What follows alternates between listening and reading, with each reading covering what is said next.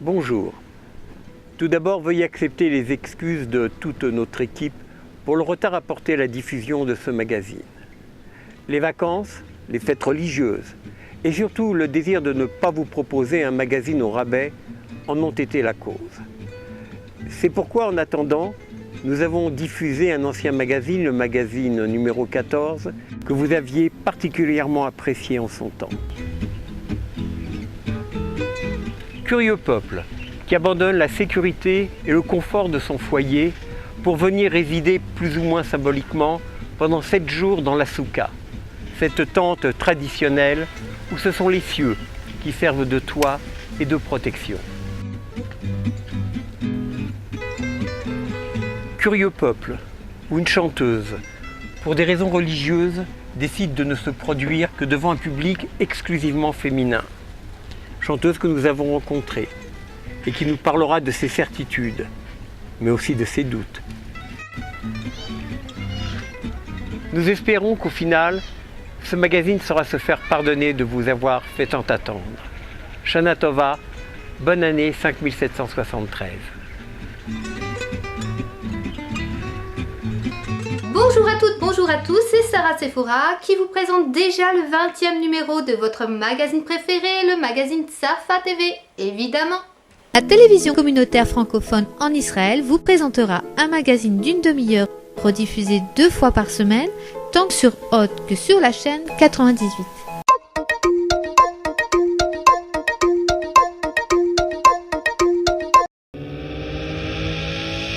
Dans ce magazine, Sarfa TV vous propose un feu d'artifice avec Anaëlia Ben David. De Montauban à Yoknam, les vrais faux jumeaux. Et enfin le site francophone de Eilat, French Connection. Un magazine explosif. À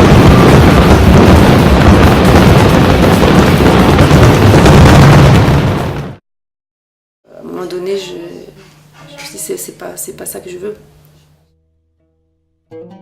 La révélation, ça a été quand je chantais en hébreu, j'ai senti que j'étais ailleurs, quoi.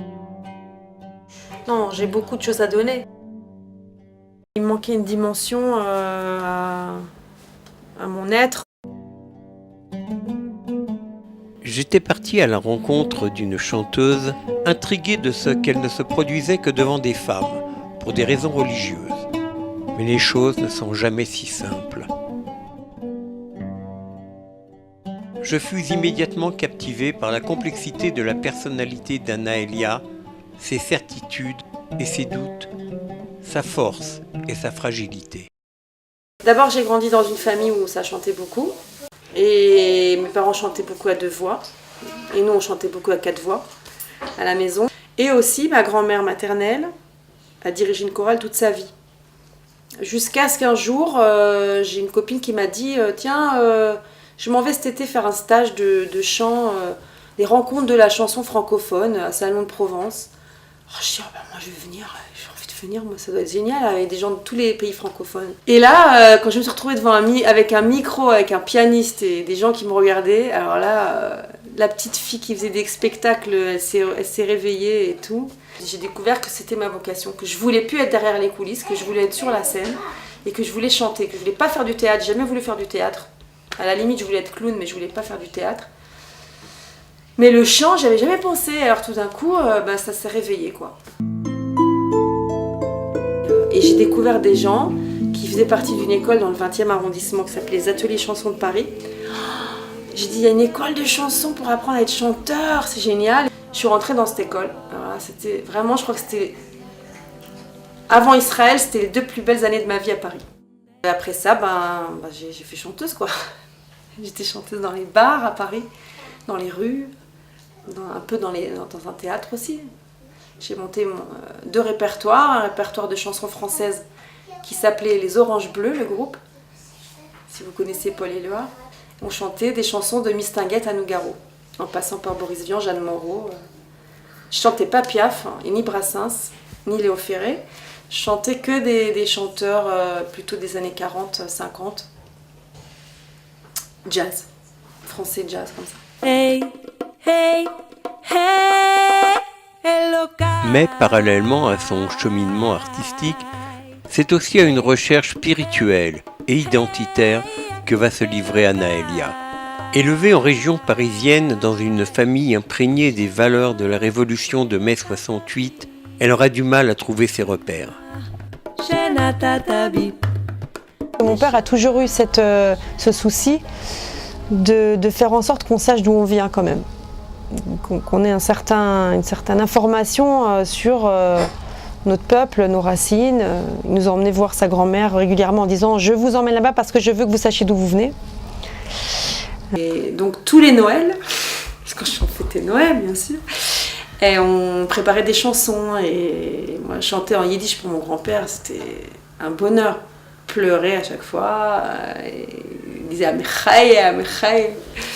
Kupit Yaakov, Jeshvemelech antiken, der Mitwe dir Ayossemel der Quicken.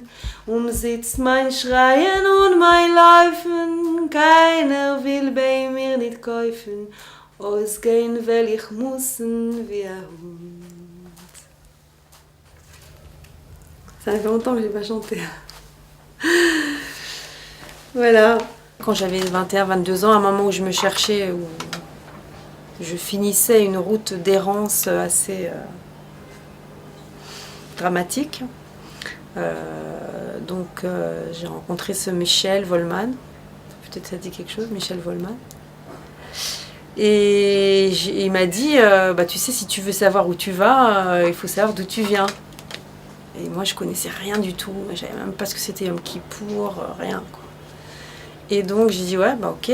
Donc, il m'a donné le numéro de quelqu'un à Paris, chez qui je suis allée pendant 2 ans pour savoir un peu ce que c'était les fêtes.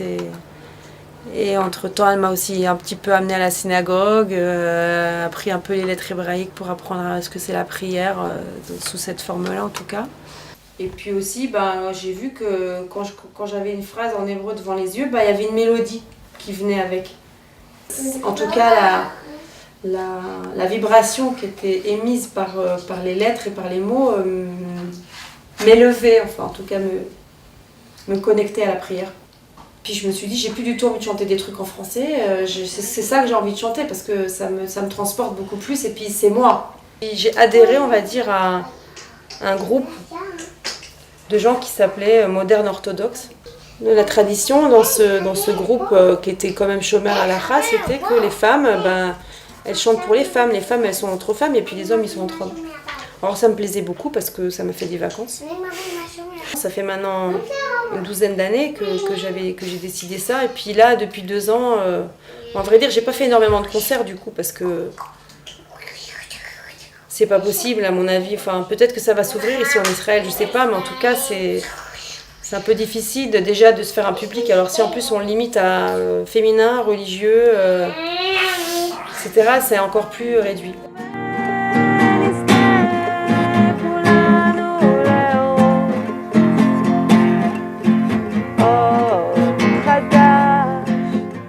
Dans ce quartier, ça m'arrive au moins une fois par mois d'organiser une soirée pour femmes qui est reliée au sens du mois. Au sens du mois selon le calendrier juif. Là, on est au mois d'Elul.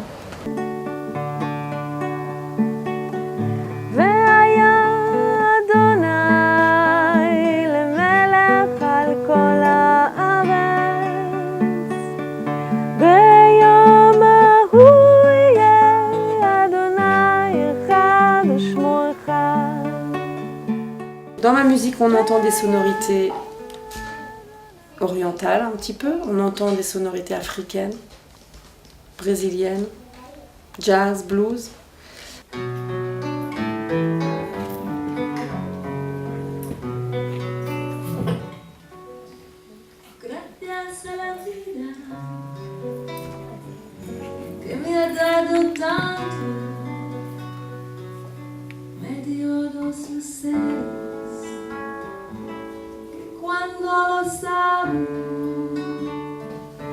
Je suis absolument dépendante du chant harmonique.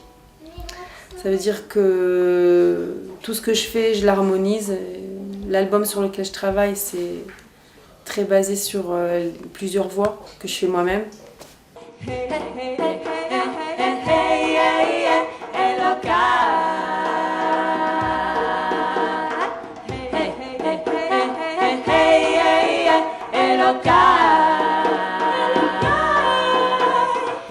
Ça m'a pris du temps avant d'arriver à une maturation de la musique que j'ai vraiment envie de chanter. Et aujourd'hui, voilà, j'ai 13 chansons. Enfin, j'en ai plus que ça, mais qui sont prêtes à être enregistrées, dont les voix sont enregistrées. La plus grande partie, c'est des prières et des versets ou des teilim que j'ai composés et arrangés avec beaucoup de voix. C'est très beau. Il y a un peu de gospel aussi, de l'Afrique, un peu de gospel. Et puis il y a aussi des chansons que j'ai écrites moi, en hébreu. Adonai sfatai tiftar ufi yagi teilatecha. Adonai sfatai tiftar ufi yagi teilatecha. Et voilà, j'attends de trouver les personnes, là où les personnes qui seront intéressées à faire avancer ce projet musical, vital.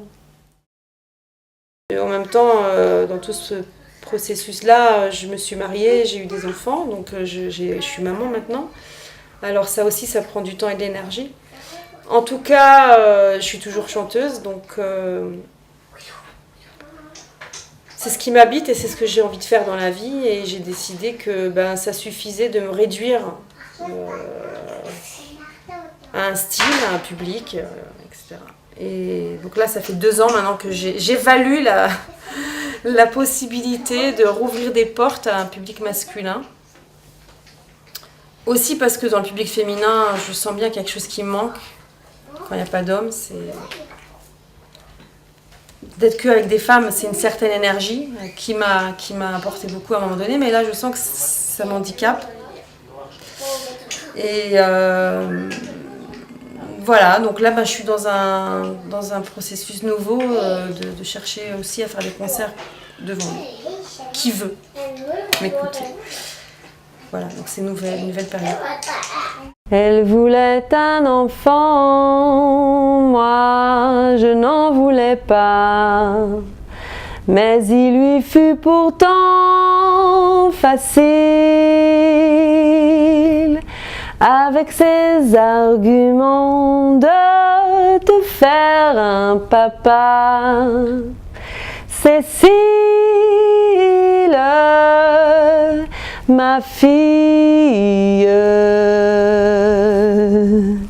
quand son ventre fut rond, en riant aux éclats, elle me dit allons. Il y a des choses qui ne sont pas dans ce répertoire, alors peut-être que de partir sur une autre audience, ça va aussi me permettre de vraiment chanter la mosaïque de choses que j'ai à chanter, et de ne pas rester dans ton chant de chant religieux, je chante du chant religieux, ça veut dire je suis pas que ça, quoi. Et alors peut-être que le fait d'élargir à un public plus large, qui soit chiloni, qui soit masculin, qui soit féminin, ça va me permettre à moi d'être vraiment qui je suis. C'est beau. Non, c'est vrai.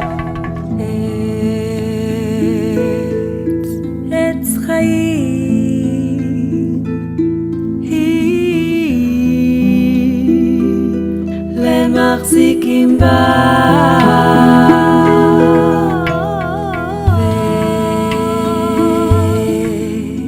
ותומכיה מאושר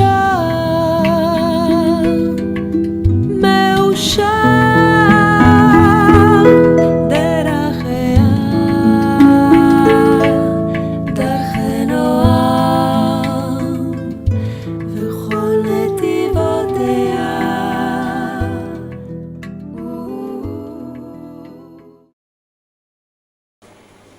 Et maintenant, découvrons l'avis très personnel de Reine Karger sur le jumelage des villes de Montauban et de Yokneam. C'est où ça? Aux environs des belles années 1910, lorsque le monde découvrait l'automobile, une pauvre femme abandonnée. C'est fini, oui. Entre nous, à quoi penses-tu en général? À Montauban. On ne devrait jamais quitter Montauban. Je n'ai pas écouté les conseils de Lino Ventura dans le film Les Tontons Flingueurs. J'ai moi aussi quitté Montauban à 25 ans pour venir vivre en Israël. J'ai laissé derrière moi une enfance heureuse dans une ville d'art et d'histoire où il faisait bon y vivre. Quelle est belle cette ville aux bâtiments en briques roses, son fleuve, le Tarn, que l'on traverse par le pont vieux, qui donne sur un château dont les fondations datent du Moyen-Âge, et qui est devenu un musée, le musée Ingres, où sont exposées les œuvres du peintre Ingres et du sculpteur Bourdelle, originaire comme moi de Montauban. Qu'il est agréable de flâner dans les rues piétonnes du centre-ville, qui débouchent sur le cœur de la ville, une place magnifique, la place nationale, qui est entourée d'une double rangée d'arcades. C'est là que mes parents tenaient un magasin de confection, au Bon Diable. Moi, j'étais le fils du Bon Diable.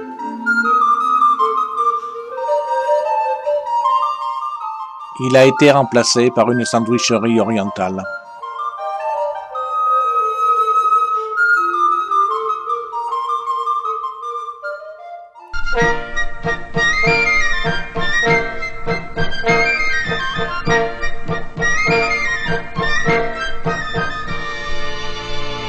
Il y a tout au long des marchés de Provence qui sentent le matin la mer et le nid. Un grand pôle d'attraction était et est encore le marché du samedi matin, où les paysans de la région proposent les produits de leurs exploitations.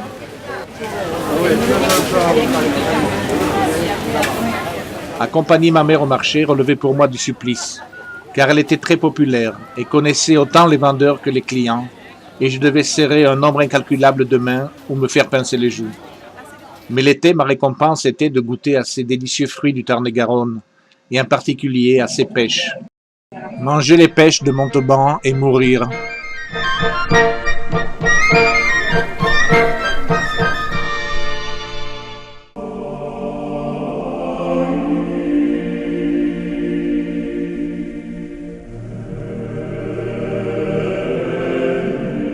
À Montauban, on sait se distraire, chacun a son violon d'Ingres. À Montauban, on sait faire les 400 coups, expression qui, dit-on, remonte au temps des guerres de religion. Montauban était alors une place forte protestante, que le très catholique roi Louis XIII a siégé pour mettre fin à son indépendance. Pressé d'en finir, ce bon roi fit tirer sur la ville 400 boulets de canon, alors que ces huguenots de Montalbanais étaient en train de faire la fête. D'où l'expression « faire les 400 coups ». Ceci rappellera aux cinéphiles d'entre nous le film de Truffaut, Les 400 coups. Au musée de la Shoah à Yad Vashem à Jérusalem, un vélo y est exposé. Ce vélo était celui de Marie-Rose Gineste, qui a été reconnue juste parmi les nations pour son action en faveur des Juifs du Tarn-et-Garonne. Suite à la rafle du Veldiv, Marie-Rose porte dans les paroisses du Tarn-et-Garonne, avec sa légendaire bicyclette, la lettre pastorale de Monseigneur Théas, évêque de Montauban, où il s'insurge contre le sort fait aux Juifs par Vichy. Il existe un autre lien qui unit Montauban à Israël. Ces panneaux à l'entrée de la ville qui célèbrent le jumelage entre Montauban et la ville israélienne de Yokneam. Nous sommes à l'entrée sud de Montauban et devant le panneau de jumelage Yokneam-Montauban. Un grand panneau des panneaux qui sont mis à chaque entrée de la ville de Montauban. Rendons-nous à Yokneam pour voir comment, dans cette ville, on célèbre le jumelage avec Montauban.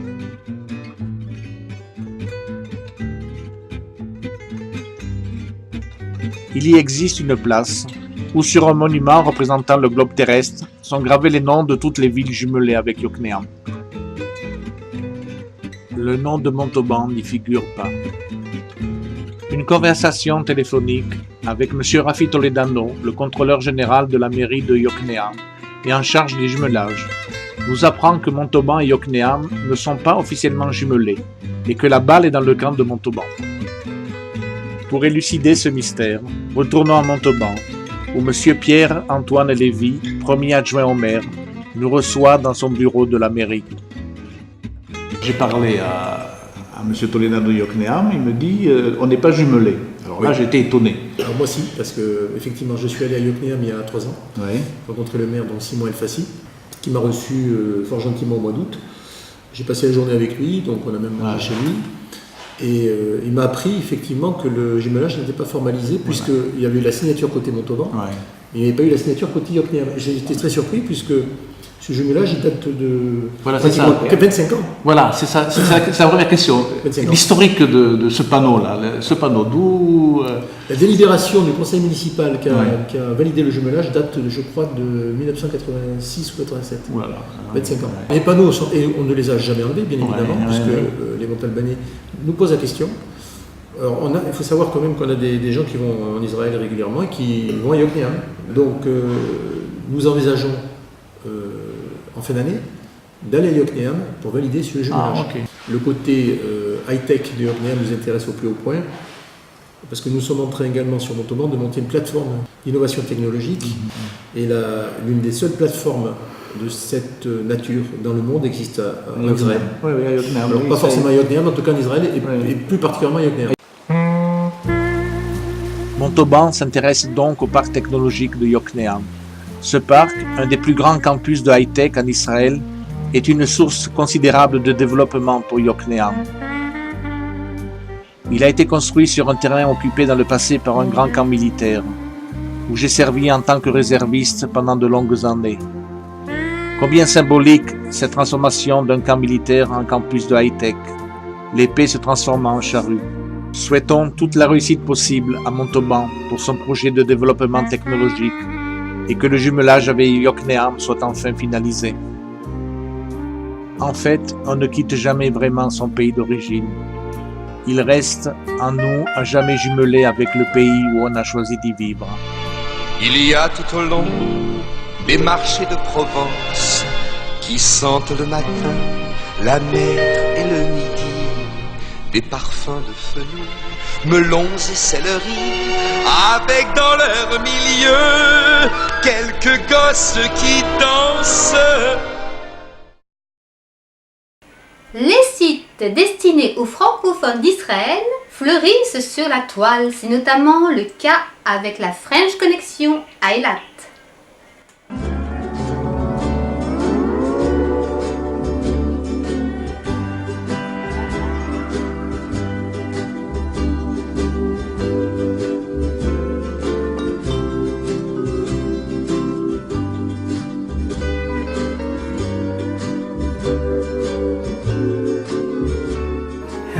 Darkness, my old friend, I've come to talk with you again, because a vision softly creeping left its seeds while I was sleeping. Nous sommes dans cette cité magnifique d'Eilat, où sont installées plus de 700 familles francophones, et nous allons rencontrer Valérie Bitton, journaliste, et qui a créé le site eilatfrenchconnection.com. Bonjour, je m'appelle donc Valérie Bitton, et j'ai fait mon alia il y a maintenant 7 ans.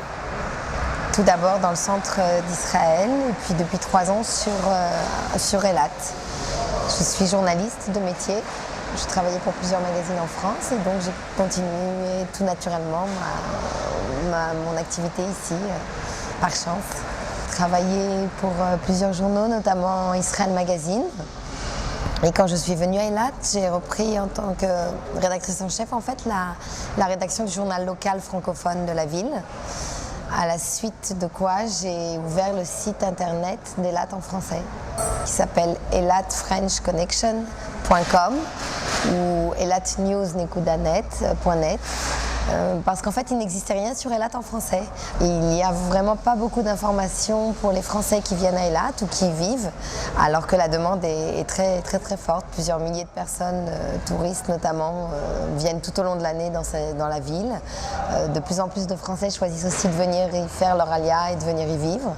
Donc c'est la raison pour laquelle j'ai considéré comme une évidence de faire quelque chose dans ce sens. Je suis en vacances à Eilat et c'est vrai que de temps en temps je me connecte sur French Connection. Ça me permet d'avoir des nouvelles d'Eilat, de savoir ce qui se passe, les animations, les travaux qui ont été effectués. Je me renseigne sur pas mal de chantiers en cours tels que l'aéroport. Donc ça m'intéresse parce que comme j'y vais assez régulièrement,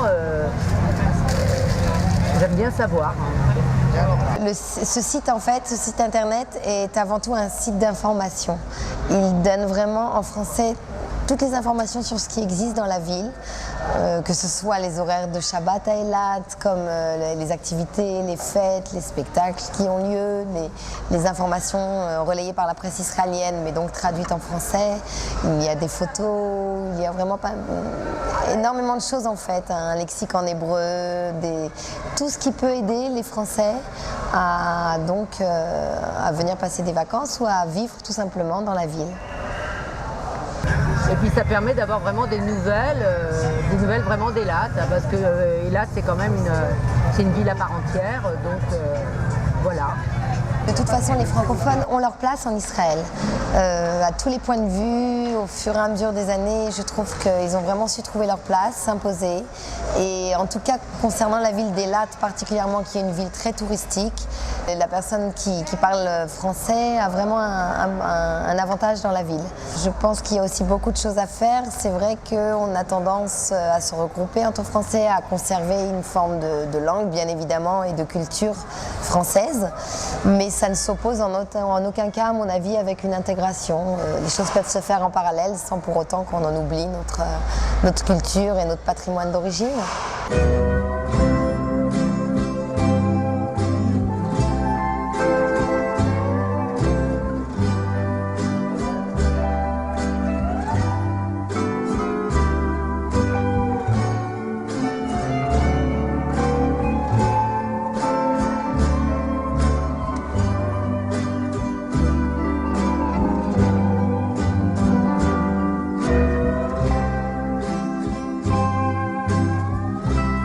Mais forcément, qui dit Aliyah dit changement de vie, dit intégration.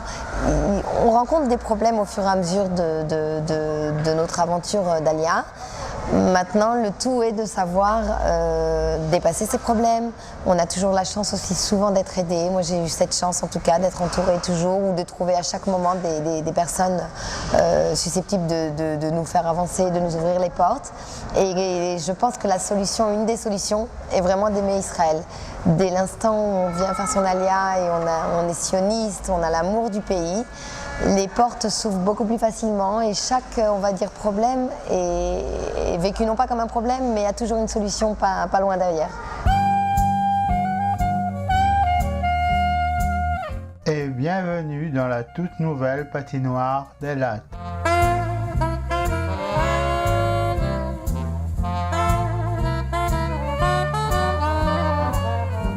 C'est notamment le cas avec la French Connection. Comment veux-tu pas être perturbé? T'as les hélicos, t'as la Tseva d'homme et t'as le fiston qui est à côté. Il est malheureusement temps de nous quitter. Et oui, encore un magazine terminé. Mais ce n'est pas grave, nous nous retrouvons bientôt. Alors portez-vous bien et comme d'habitude, bisous bisous.